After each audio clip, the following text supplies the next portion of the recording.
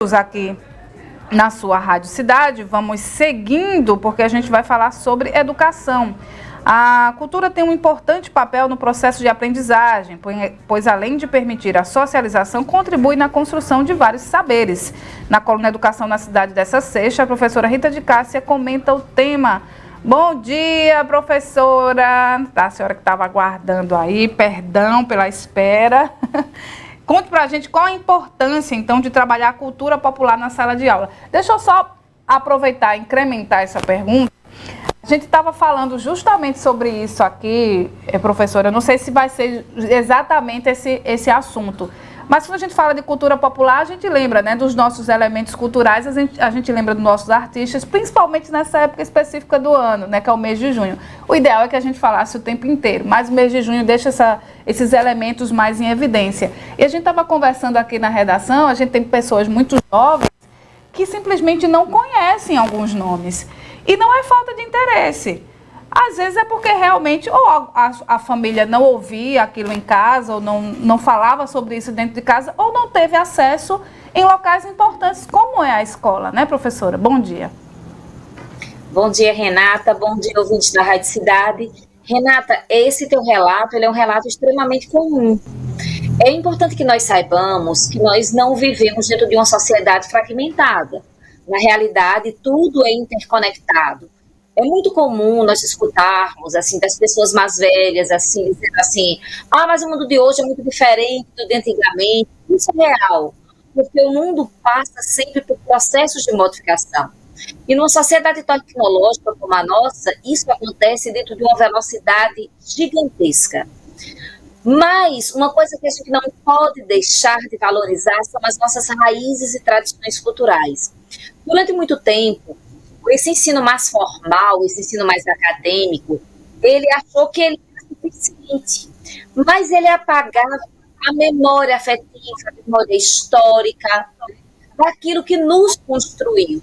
Aí se criou uma alternativa para se tentar diminuir essa perca histórica e memorial, afetiva também, e se criou a ideia de folclore. Eu acho que todo mundo lembra, né, que na escola sempre tinha, assim, o dia do folclore, a semana do folclore, né? E aí o que vai acontecer é que hoje a gente está ressignificando essa ideia. Qual é a ideia agora? É que taxar cultura popular como folclore é uma forma de preconceito. Significa colocar isso dentro da condição do exótico, como se isso não fizesse parte do nosso cotidiano. Então, hoje o processo educacional está muito vinculado a, de fato, nós trabalharmos as nossas raízes. Se nós não quisermos viver em um ambiente de crise política, de crise de identidade, que pululam aí ao nosso redor, então, se a gente quer ter a nossa saúde mental equilibrada, é muito importante que nós traçamos para a nossa vida, o ambiente escolar é muito importante para isso, as nossas raízes culturais. Então, não deve ser apenas no período de São João. O período de São João é provocativo para que a gente reflita sobre isso. Mas escutar o nosso forró, o baião, as danças populares, né, como as cirandas, a quadrilha, não deve ser restrita àquele determinado ambiente, né? Pontual ali naquela época do ano. A gente vai tratar sobre isso nos locais onde se brinca com João nas cidades e durante o mês de junho. É uma coisa muito maior do que isso. Imaginemos o seguinte. No passado, comer pamonha era uma coisa tipicamente junina. Hoje você compra pamonha o ano inteiro. Não tem em todos os lugares, mas existem lugares especializados que trabalham o ano inteiro com esse produto. Então você não precisa mais esperar o momento para que isso aconteça, porque isso faz parte da cultura cotidiana. Por que a gente também não faz isso em relação aos outros elementos integrativos da nossa formação cultural? Por que a gente não está trazendo a xilogravura para a escola, o cordel para a escola, trabalhando as memórias dos nossos, né, habitantes mais antigos, trazendo esses cordéis, fazendo as narrativas do nosso passado, os mitos que aconteciam no meio da rua, da cultura formativa, da educação da nossa cidade, da política da nossa cidade, de elementos religiosos que constituíram a nossa formação. Então, hoje a gente fala muito disso.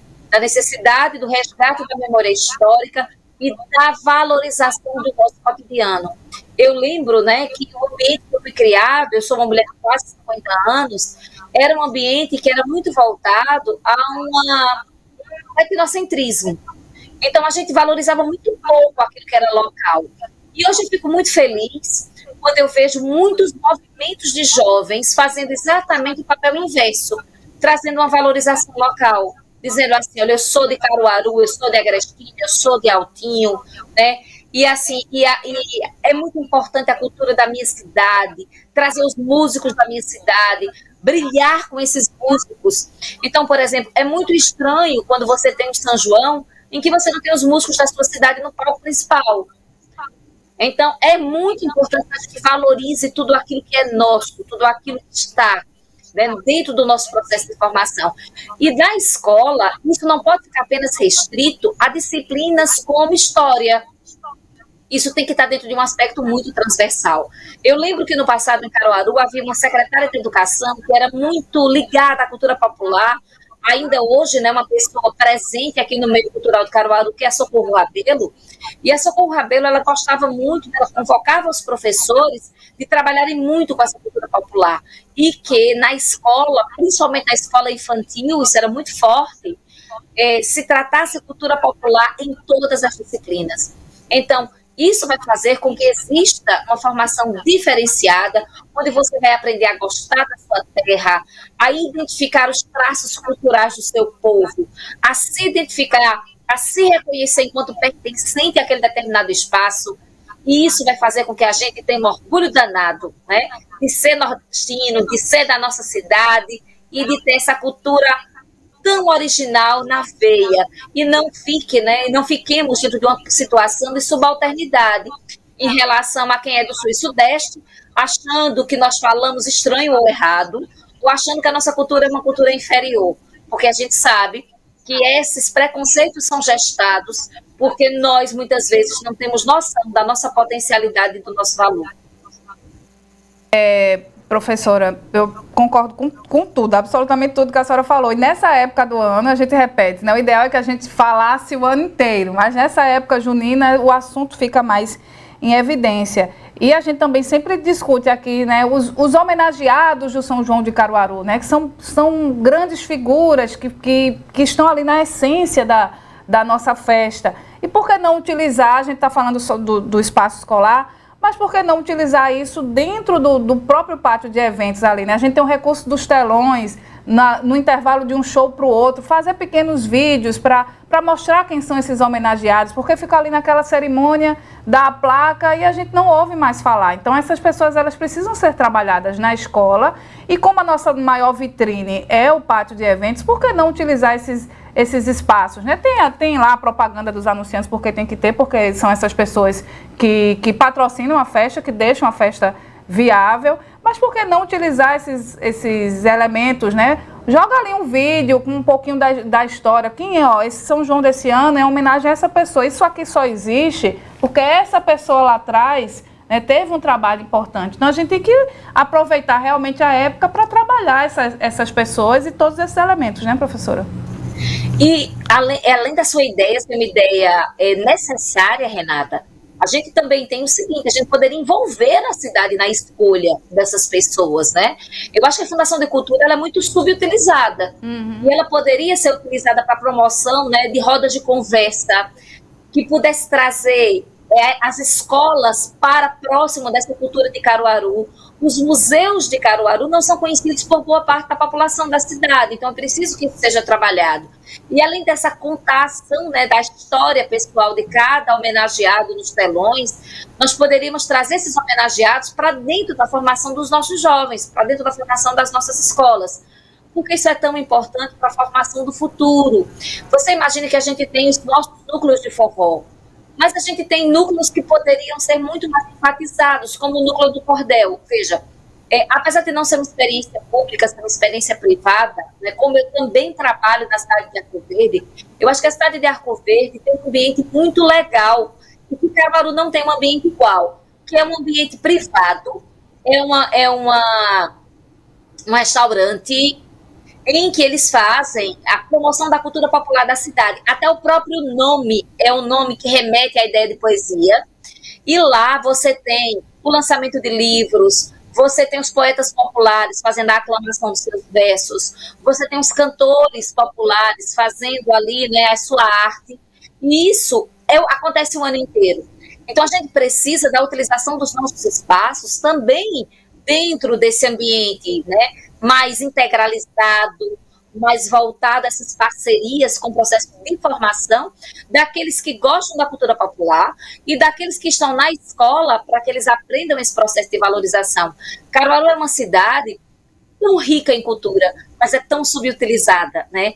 Então é muito importante que a gente traga isso para a formação dos nossos jovens, para que eles entendam como é importante ser de Caruaru, ser de Agrestina, ser de Altinho, ser de Gravatá, ser do nosso entorno todo, aqui, perdoe as cidades, que são inúmeras, né, para a gente poder nomear, mas fazer com que a gente não engula tanta coisa que vem de uma indústria que vende disco, que vende show, e deixe de valorizar aquilo que é nosso, e assim a gente termina matando a nossa cultura local.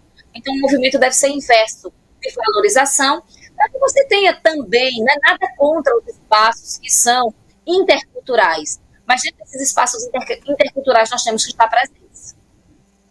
Professora, e a gente aproveita esse mote que a senhora trouxe hoje, muito importante, para de hoje a 8 vai acontecer um momento sublime aqui em Caruaru, no pátio de eventos, que é a despedida do nosso mestre Azulão, né? Aí a gente lembra, muitos jovens não sabem quem é, e a gente precisa ter conhecimento dos nossos nomes, principalmente para seduzir outras pessoas a conhecer, né? Então, é obrigação do caruaruense lotar aquele pátio de eventos para a despedida do nosso mestre Azulão. Se hoje existe essa festa do jeito que é, o mestre Azulão tem muita contribuição nisso tudo. Então, conhecimento é tudo, né, professora? Então, se a gente vai receber visitas, vamos lá, ó, vai ter o grande nome do momento, mas também vai ter um grande nome nosso lá.